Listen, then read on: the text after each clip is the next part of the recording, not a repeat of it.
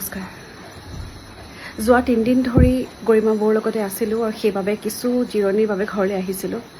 ঘৰলৈ আহি যেতিয়া পুৱা উঠি দেখিছোঁ বহুত ঘটনাই ঘটিছে ৰাতিৰ ভিতৰতে। বহুত স্ক্ৰীনশ্বট শ্বেয়াৰ হৈছে, বহুত মানুহৰ বহুত ধৰণৰ ভাষ্য আমি পাইছোঁ, দেখিবলৈ পাইছোঁ আমি সকলোৱে অসমবাসীয়ে। এতিয়া কথাটো হ'ল জুবিন গাৰ্গৰ মৃত্যুৰ তদন্ত আমাক লাগিব, উচিত শাস্তি পাব লাগিব দোষীয়ে। সেয়া লাগিলে যোনেই নহওক, সেয়া লাগিলে পৃথিৱীৰ যোনেই নহওক, আমাক উচিত তদন্তৰ প্ৰয়োজন হৈছে। বৰ্তমান জুবিন গাৰ্গ আমাৰ অসমৰ সম্পদ। আমাৰ জুবিন দাক এতিয়া আমাৰ মাজত নাই। তেখেত আৰু বহুদিন থাকিব পাৰিলেহেঁতেন, তেখেত আৰু বহুদিন থাকিলেহেঁতেন। আমাৰ আঁত-ধৰোঁতা, আমাৰ জীৱনস্বৰূপ জুবিন দাৰ মৃত্যুৰ তদন্ত আমি বিচাৰিছোঁ। মই দীপলিনা ডেকা, মই কোনো গায়িকা নহয়, মই কোনো একো নহয়, মই সাধাৰণ অসমীয়া হিচাপে নতুন প্ৰজন্মৰ এগৰাকী প্ৰতিনিধি হিচাপে আমি উচিত তদন্তৰ আমি দাবী জনাইছোঁ চৰকাৰক।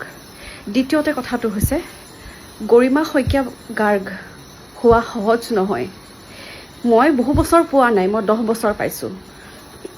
যোৱা 20-30 বছৰৰ পৰা তেখেতে জুবিন গাৰ্গ নামৰ এই সত্তাজনক বহুত লালন পোষণ কৰিছে। পত্নী হিচাপে নহয়, মাতৃ হিচাপেও। এগৰাকী মাতৃয়ে শিশু এটিক যেনেকৈ লালন পোষণ কৰে, যেনেকৈ মৰম কৰে, যেনেকৈ যত্ন লয়, শৰীৰটোত এটা দাগো আহিব নিদিয়ে, এটা একচিকুট কিবা পৰিবও নিদিয়ে, তেনেকুৱা হৈছে আমাৰ গৰিমা বৌ। গতিকে গৰিমা শইকীয়া গাৰ্গ হোৱা সহজ নহয়, আমি কল্পনাও কৰিব নোৱাৰোঁ। গতিকে মৃত্যুৰ পাছত জুবিনদাৰ প্ৰিয় নাৰী গৰিমা শইকীয়া গাৰ্গক এনেকৈ কোৱা বন্ধ কৰক। এয়া অতি বেদনাদায়ক। তেখেতক আমাৰ ছাপৰ্টৰ দৰকাৰ, এনেকুৱা নকৰিব। আৰু তৃতীয়তে কথাটো হৈছে মই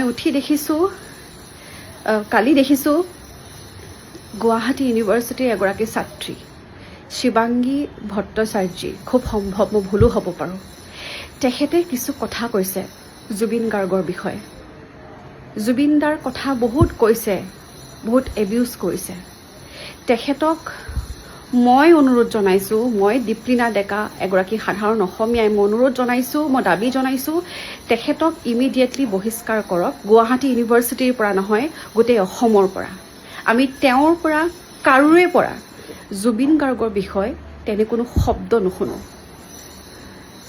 ধন্যবাদ।